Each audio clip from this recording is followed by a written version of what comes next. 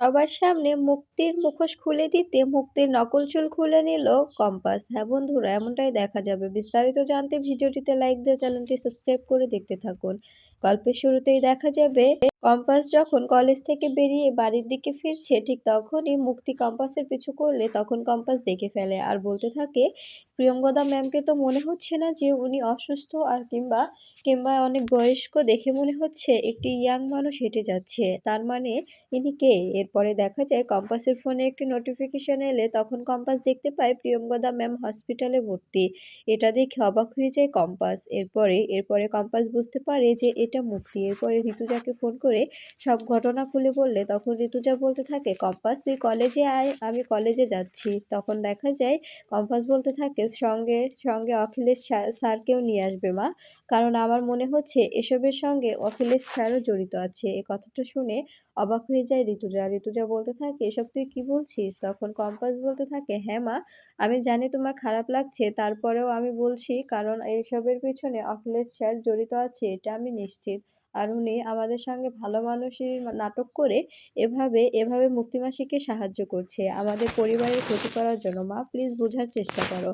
তুমি আমাকে ভুল বোঝো না। আমি তোমাকে সবটা প্রমাণ করে দেব। তখন দেখা যায় ঋতুজা বলতে থাকে, আমি জানি যে তুই ভুল হতে পারিস না। কারণ তুই যখন যে কথাগুলো বলেছিস সবগুলোই ঠিক। এরপরে ঋতুজা বলতে থাকে, এত কথা বাড়িয়ে লাভ নেই। তুই কলেজে আয়, আমি কলেজে যাচ্ছি। তখন কম্পাস বলতে থাকে, মা আমার তো কলেজে যাওয়া যাবে না। কলেজে তো আমাকে ঢুকতে দেবে না। আমাকে তো কলেজ থেকে রাস্টিকেট করা হয়েছে। তখন দেখা যায় কম্পাসকে ঋতুজা বলতে থাকে, তুই কলেজের বাইরে দাঁড়িয়ে থাক, আমি আসছি। আমি সঙ্গে করে নিয়ে তোকে ভিতরে ঢোকাবো। দেখি কে আটকায়। বিহান আটকাবে? আমি বিহানকে বকে দেব। তখন দেখা যায় কম্পাস বলতে থাকে, না মা, আমি ভেতরে যেতে চাই না। আমি ভেতরে গেলে বিহান স্যার মনে করবে আমি তোমার ব্রেন ওয়াশ করে তোমার সঙ্গে ভেতরে গিয়েছি। এতে এতে আমাকে উনি আরো ভুল বুঝবেন। তাই আমি ভেতরে যাব না। তুমি এসো, আমি তোমাকে সবকিছু বুঝিয়ে দিয়ে তারপরে আমি চলে যাব। তখন দেখা যায় ঋতুজা বলতে থাকে, ঠিক আছে আমি আসছি, তুই ওখানেই থাক। এরপরে দেখা যায় কম্পাস কলেজের সামনে দাঁড়িয়ে থাকলে তখন মোনালিসা এসে কম্পাসকে দেখে ভয় পেয়ে যায় আর বলতে থাকে, ওকে তো কলেজ থেকে বের করে দেওয়া হয়েছে, তবে ও কলেজের সামনে আবার ঘুরঘুর করছে কেন? কলেজের সামনে কি করছে ও? তখন হঠাৎ মুক্তি ফোন করলে তখন তখন দেখা যায় মোনালিসা বলতে থাকে, আচ্ছা মুক্তিমাসি, কম্পাস কলেজের বাইরে ওয়েট করছে কেন জানো? কম্পাস কেন এসেছে? তখন দেখা যায় তখন তখন মুক্তি বলতে থাকে, কি আমি তো জানি না। কেন কেন ওখানে এসেছে কেন? তুমি ওখানেই দাঁড়াও, আমি আসছি। আর তোমার দাদু তোমাকে কি বলল সেগুলো আমার জানা খুব প্রয়োজন। তখন দেখা যায় তখন মোনালিসা বলতে থাকে, ঠিক আছে মুক্তিমাসি, আমি এখানেই আছি, তুমি এসো। আর আমি গাড়ি নিয়ে ভিতরে যাচ্ছি, আর ভিতরে গিয়ে আমি গাড়িতেই ওয়েট করছি, তুমি নিচে এসো। তখন দেখা যায় মুক্তি বলতে থাকে, ঠিক আছে তুমি ওখানেই থেকো, আমি তোমার সঙ্গে কথা বলতে চাই। আর তোমার দাদুকে কি বলল আর কম্পাসের ব্যাপারে যে কথাগুলো বলল সেগুলো করাটা কি মোটেও সহজ হবে? আমার তো মনে হয় না, কারণ ও যা ধুরন্ধর মেয়ে, আর ওকে ওকে এই সব কিছুতে অ্যাপ্রিসিয়েট কে করবে? তখন মোনালিসা বলতে থাকে, সব প্ল্যান হয়ে গেছে, তুমি এসো, তোমাকে সবটা বুঝিয়ে বলছি। এরপরে দেখা যায় মুক্তি ফোন কেটে যখনই আসতে যাবে ঠিক তখনই বিহান এসে মুক্তিকে বলতে থাকে, মুক্তিমাসি, মিস প্রিয়ঙ্গদা ম্যাম আপনি কোথায় যাচ্ছেন? তখন দেখা যায় মুক্তি বলতে থাকে, আসলে আসলে মাই ডিয়ার, আমি একটু শপিংয়ে যাচ্ছিলাম।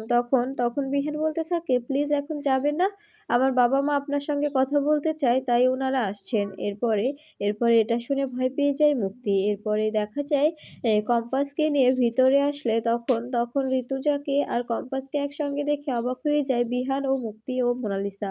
তখন দেখা যায় তখন দেখা যায় বিহান বলতে থাকে, কম্পাস আমি তোমাকে কলেজে ঢুকতে বারণ করেছিলাম না? তুমি কেন এসেছো কলেজে? তোমাকে তো রাস্টিকেট করা হয়েছে। তারপরেও তুমি কলেজে এসছো কেন? এত বড় সাহস তুমি কোথা থেকে পাও? তখন ঋতুজা বলতে থাকে, একদম চুপ করো বিহান, আমি ওকে সঙ্গে নিয়ে এসেছি। আমি এনেছি ওকে। তখন দেখা যায় কম্পাস বলতে থাকে, দেখেছো মা, আমি তোমাকে বলেছিলাম যে আমি ভিতরে যাব না। আমি ভিতরে গেলে তোমার ছেলে আবার রাগ হয়ে যাবে। তখন দেখা যায় ঋতুজা বলতে থাকে, তোকে কে বলেছে যে ও রেগে যাবে? আমি সবটা সামলে নেব। কলেজে বিহানের যেটুকু অধিকার আছে ঠিক সেটুকু অধিকার আমারও আছে। কি বিহান তাই তো?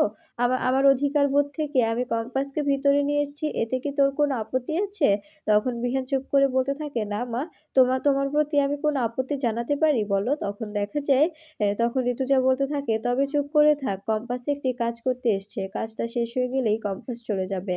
আর তোর কলেজে পড়ার মতো ইচ্ছে বা কোনো ধান্দা কম্পাসের নেই। বুঝতে পেরেছিস?" তখন দেখা যায় বিহান বলতে থাকে, "মা তুমিও ওর হয়ে কথা বলছো?" তখন দেখা যায় তখন ঋতুজা বলতে থাকে, "ঋতুজা চৌধুরী সবসময় ন্যায়ের পাশেই থেকেছে। ঋতুজা চৌধুরী সবসময় সত্যের পাশেই থেকেছে।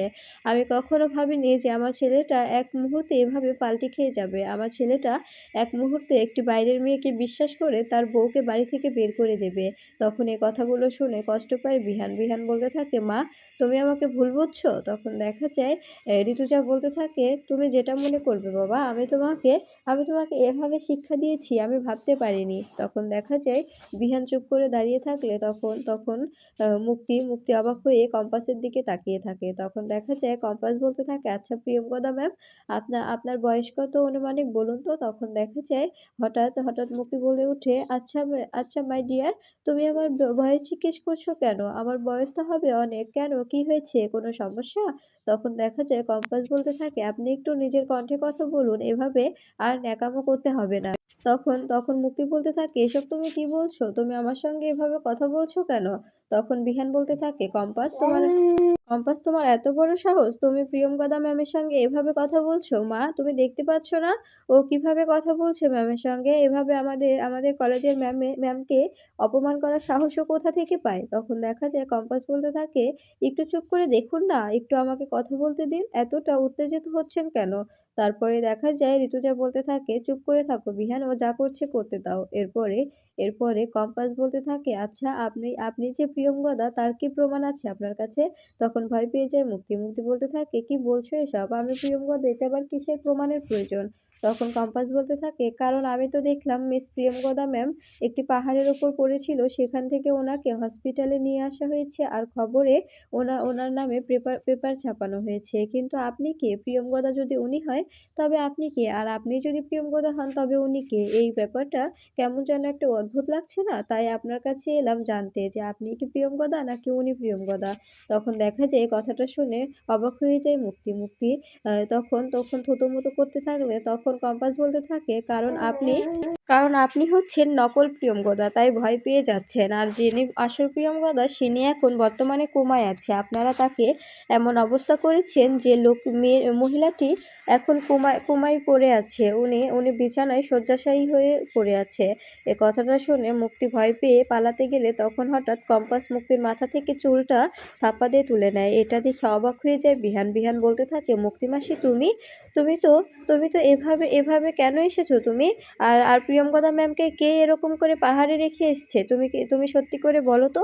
তখন কম্পাস বলতে থাকে যে, "যখন উনি প্রিয়ঙ্গদা সেজে এসেছেন তবে অবশ্যই উনিই রেখে এসছেন। এটা কি আপনি বুঝতে পারছেন না?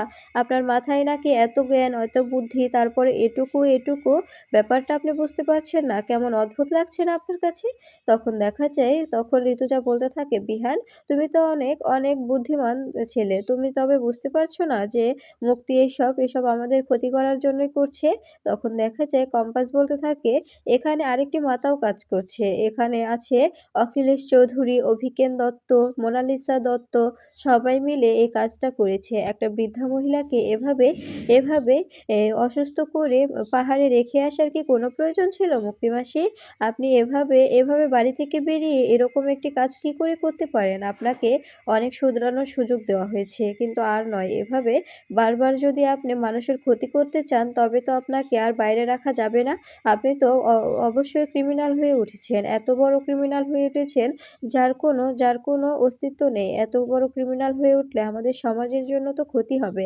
তাই মুক্তি মাসি আপনাকে আর বাইরে রাখা সম্ভব হচ্ছে না।"